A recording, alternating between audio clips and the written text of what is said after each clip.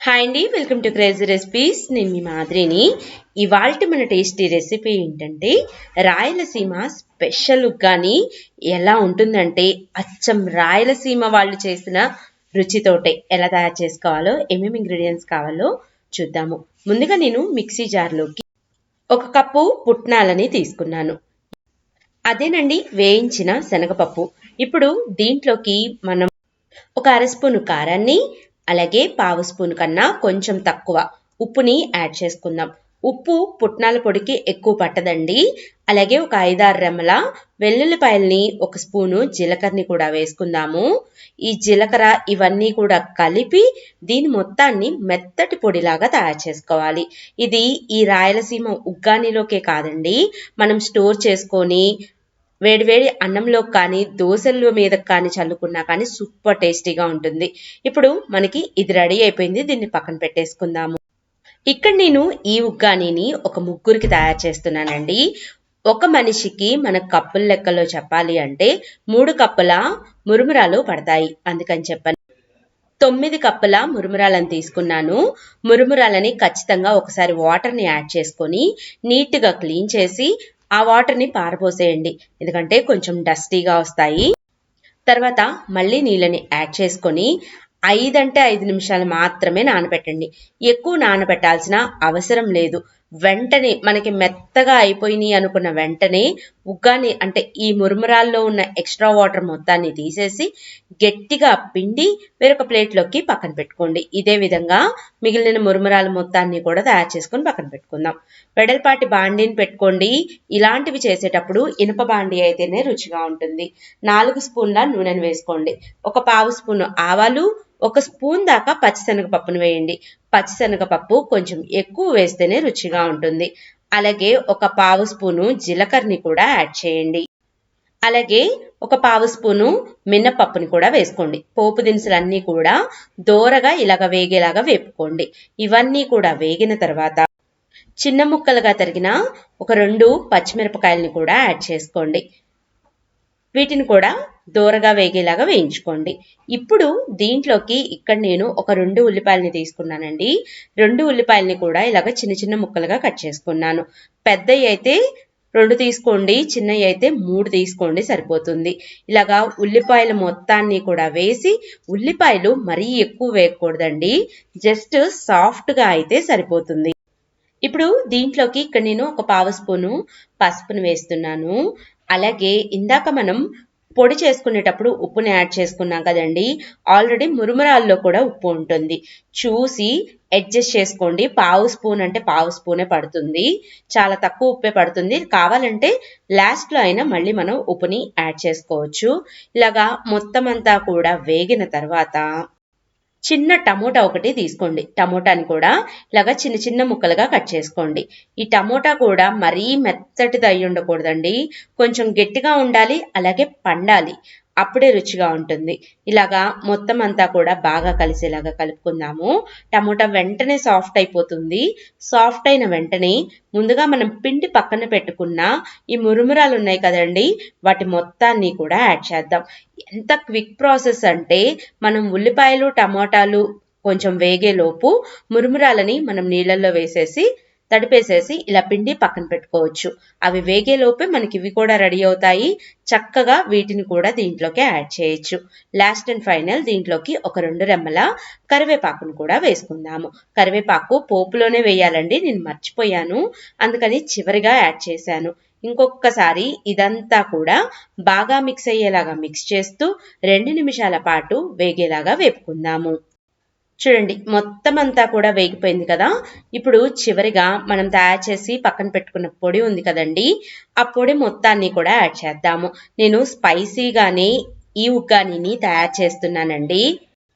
మీకు పొడి ఎక్కువైద్దంటే కొంచెం తక్కువైనా వేసుకొని యాడ్ చేసుకోవచ్చు. ఇలాగ మొత్తాన్ని కూడా వేసేసి అన్ని వైపులకి తిప్పుకుంటూ ఇంకొక 2 నిమిషాల పాటు వేపుకోవటమే. అంటే బొరుగులు వేడయ్యేదాకా మనం వేపుకుంటే సరిపోతుందండి. ఇలాగా అప్పుడప్పుడు ఉగ్గాని తయారు చేసి పెట్టండి, ఎంతో ఇష్టంగా తింటారు.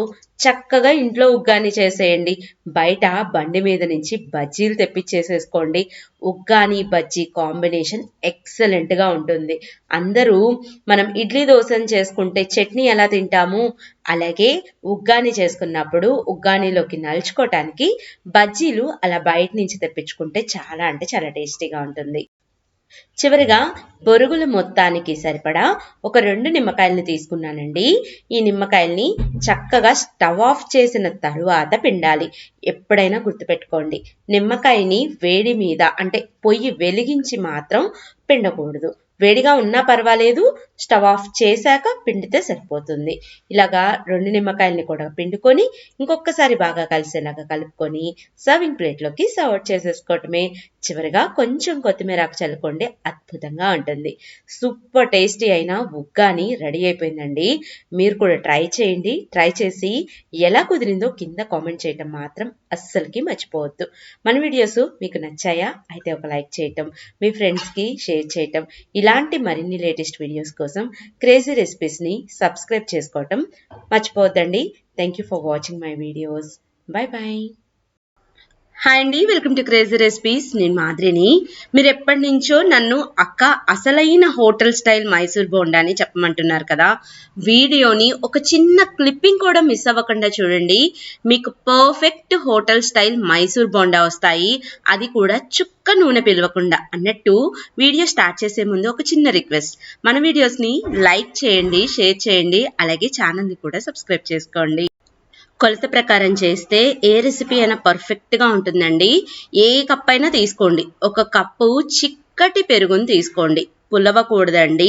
అందరూ పులిసిన పెరుగుని మైసూర్ బోండాకి తీసుకోవాలి అంటారు. అస్సలు పులిసిన పెరుగుని మైసూర్ బోండాకి వాడవాకండి, ఫ్రెష్గా ఉన్న పెరుగునే తీసుకోండి. చాలా మందికి మైసూర్ బోండా నూనె ఎందుకు తాగిద్ది అంటే, ఆల్రెడీ మీరు పులిసిన పెరుగు వాడటం వల్లే. ఇవాళ తోడు పెట్టిన పెరుగుని ఒక 4-5 గంటల తర్వాత మీరు వాడుకుంటే సరిపోతుంది. పెరుగుని ఖచ్చితంగా ఇలాగా మిక్సీలో కానీ లేదా ఒక విస్కర్తో కానీ నీట్గా మిక్స్ చేసుకోవాలి. అంటే ఉండలు మాత్రం ఎక్కడా ఉండకూడదు. ఇప్పుడు ఏదైతే మనం కప్పుతోటి పెరుగుని తీసుకున్నామో దాంట్లోనే ఒక పావు వంతు కన్నా తక్కువ, అంటే స్పూన్ల కొలతలో చెప్పాలి అంటే ఒక 3 స్పూన్ల నూనెని యాడ్ చేయాలి. ఇదేమి కాగబెట్టి చల్లార్చిన నూనె కాదండి, డైరెక్ట్గా నార్మల్ ఆయిల్ని వేసుకోవాలి. అదే కప్పుతోటి 2 కప్పుల మైదా పిండిని వేసుకోవాలండి. 1 కప్పు పెరుగు తీసుకున్నారు, 2 కప్పుల మైదా పిండి తీసుకోవాలి. అర్థమైంది కదండి, పర్ఫెక్ట్ కొలత. ఇలాగా 2 కప్పుల మైదా పిండి కూడా వేశాక అందరూ గెరిటెలతో కలుపుతారు పిండిని. అస్సలకి మైసూర్ బోండాకి గెరిటెతో కలపకూడదు, చేత్తోటే మిక్స్ చేసుకోవాలి. నాకు తెలిసినంత వరకు మీకు దీంట్లోకి అస్సలకి వాటర్ అనేవి పట్టవు. ఏమన్నా మీ పిండి కన్సిస్టెన్సీని బట్టి చూసి వాటర్ని అడ్జస్ట్ చేసుకోండి. అవసరమైతే మాత్రం ఇలాగా కొంచెం అంటే కొంచెం మాత్రమే వాటర్ని యాడ్ చేసుకోండి, లేదా అవి కూడా యాడ్ చేసుకోవద్దు. నేను ముందుగా ఉప్పు వేయటం మర్చిపోయానండి, అందుకని కొంచెం నీళ్ళని తీసుకొని దీంట్లోకి 1 స్పూన్ దాకా ఉప్పుని, అలాగే ఒక పావు స్పూన్ దాకా వంట సోడాని కూడా యాడ్ చేస్తున్నాను. చూడండి, అదే స్పూన్ తోటి ఉప్పు, అదే స్పూన్ తోటి పావు స్పూను వంట సోడా, రెండింటినీ కూడా ఇలాగా వాటర్లో కలుపుకొని మిక్స్ చేసుకోండి. మీరు ఎప్పుడైనా ఇలాగ పిండ్లు కలిపేటప్పుడు ఉప్పు మర్చిపోతే ఈ టెక్నిక్ని ఫాలో అవ్వండి. ఉప్పు అంతా కూడా చక్కగా పిండి మొత్తంలోకి బాగా కలుస్తుంది. పిండంతా కూడా చూడండి ఎంత చక్కగా నీట్గా పఫీగా కలిసిందో. మూత పెట్టేసి పక్కన పెట్టండి. అక్క దీన్ని ఎంతసేపు నానబెట్టాలి అని చాలా మందికి డౌట్ ఉంటుంది. ఇప్పుడు నేను చట్నీ వేస్తున్నాను చూసారా, చట్నీ వేసే టైం దాకే నానబెట్టాలి. 1 కప్పు వేయించిన పల్లీలని పొట్టు కూడా తీసేసి నీట్గా యాడ్ చేసుకోండి. అదే కప్పుతోటి 1 కప్పు పుట్నాలను కూడా వేసుకోండి. అలాగే 5 నుంచి 6 పచ్చిమిరపకాయలను కూడా వేయండి. పచ్చిమిరపకాయలు ఘాటును బట్టి వేసుకోండి, అప్పుడు టేస్ట్ అనేది చాలా బాగా వస్తుంది. అలాగే ఒక 2 రెమ్మల చింతపండుని కూడా యాడ్ చేసుకోండి. అలాగే ఒక అర స్పూన్ దాకా కళ్ళుప్పును కూడా వేసి కొంచెం అంటే కొంచెం వాటర్ని వేసుకుంటూ, ఒకేసారి ఎక్కువ నీళ్ళని వేయకూడదండి. అది చట్నీయే కానీ లేదా మనం ఇడ్లీ పిండి దోసల పిండిలు వేసుకునేటప్పుడు కానీ కొంచెం కొంచెంగా నీళ్ళని వేసుకుంటూ పిండిని ఒదుగయ్యేలాగా రుబ్బుకోవాలి. అలాగే చట్నీని కూడా ఒక్కసారిగా నీళ్లు వేయకుండా కొంచెం కొంచెంగా వేసుకుంటూ ఇలాగా మనం చక్కగా గ్రైండ్ చేసుకోవాలి. చట్నీ అయితే మల్లె పువ్వులాగా తెల్లగా మెరిసిపోతూ ఉంటుందండి. ఇప్పుడు మనం స్టవ్ మీద ఒక 3 స్పూన్ల నూనెను వేడి చేసుకొని ఆవాలు, జీలకర్ర, మినప్పప్పు, పచ్చిశనగపప్పు ఈ 4టిని కూడా వేసుకొని దోరగా వేగేలాగా వేయించుకుందాము. చట్నీలోకి ఎప్పుడైనా కానీ పోపు వేసినప్పుడు ఎండుమిరపకాయ తాలింపు వేయటం మాత్రం అస్సలకి మర్చిపోకండి. ఈ ఎండుమిరపకాయ తాలింపు వేయటం వల్ల దాంట్లో ఉన్న ఇత్తనాల కారం వల్ల మనకి చట్నీ రుచి అనేది ఇంకా పెరుగుతుంది. చివరిగా ఒక 2 రెమ్మల కరివేపాకు వేసుకొని ఈ తాలింపుని చట్నీలోకి డైరెక్ట్గా యాడ్ చేసుకొని నీట్గా మిక్స్ అయ్యేటట్టు మిక్స్ చేసేసుకోవటమే. అసలు చట్నీ ఉందండి టేస్ట్. నేను చెప్పింది చాలా ఈజీ ప్రాసెస్. కొబ్బరి మాత్రమే వేయలేదు, పల్లీలని ముందుగా ప్లెయిన్గా వేయించి పొట్టు తీసి పెట్టుకున్నాను. అవి పుట్నాల పప్పు వేశాను. అంతే. ఎంత ఎక్సలెంట్గా ఉందంటే చట్నీ టేస్ట్ అంత బాగుంది. కంపల్సరీ ఈ బోండాల్లోకి ట్రై చేయండి. ఇప్పుడు మన పిండి మీద మూత తీసి చూద్దాం. చూడండి బాగా పిండి పొంగిందో, అసలుకి సూపర్ పఫీగా వచ్చిందండి పిండి అంతా కూడా. చూడండి లోపల కూడా ఇలా నేను తీస్తుంటే మీకు అర్థం కావాలి, పిండి మనకి పొంగిందో పొంగలేదో అర్థమైపోతుంది.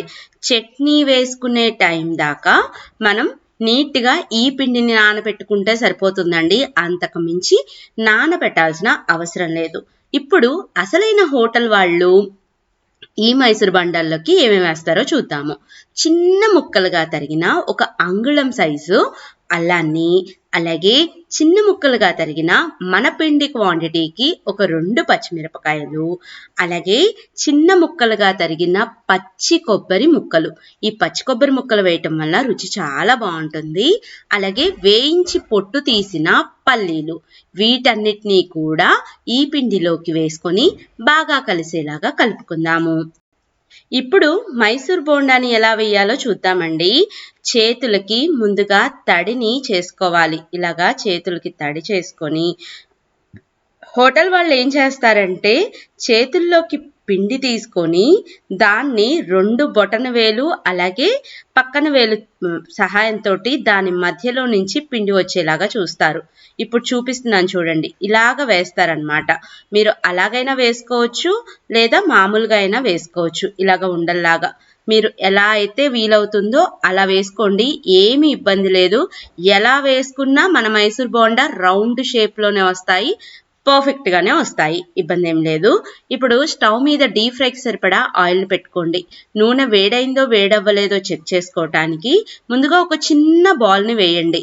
నూనెని మాత్రం మీ దగ్గర ఇనప బాండీ కానీ లేదా ఇత్తడి బాండీలు కానీ ఉంటే వాటిట్లో చేసుకోవటానికే ట్రై చేయండి.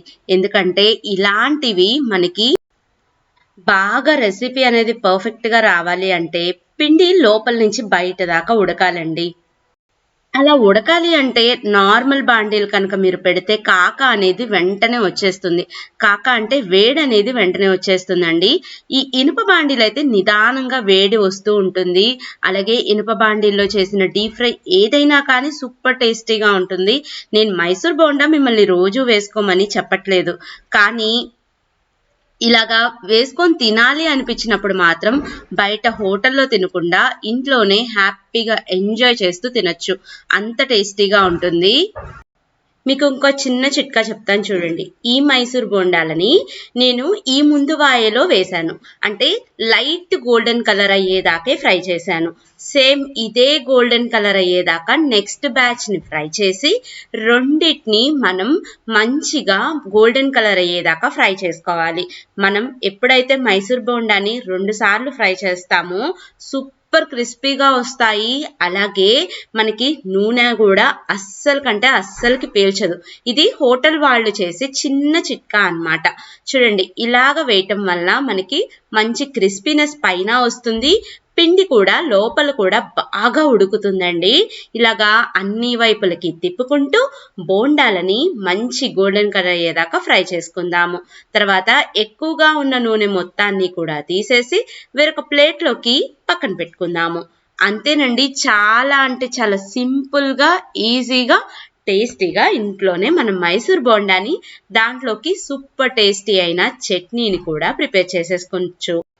చెప్పింది చెప్పినట్టుగా ఒక్క చిన్న పాయింట్ కూడా మిస్ అవ్వకుండా చేయండి, మీకు కూడా చాలా బాగా కుదురుతాయి. అన్నట్టు మన వీడియో మైసూర్ బోండా మీకు నచ్చినట్లయితే ఒక చిన్న లైక్ చేయటం, మీ ఫ్రెండ్స్కి ఫ్యామిలీ మెంబర్స్కి షేర్ చేయటం, అలాగే ఇలాంటి మరిన్ని లేటెస్ట్ వీడియోస్ కోసం మన క్రేజీ రెసిపీస్ని సబ్స్క్రైబ్ చేయటం మాత్రం అస్సలకి మర్చిపోవద్దు.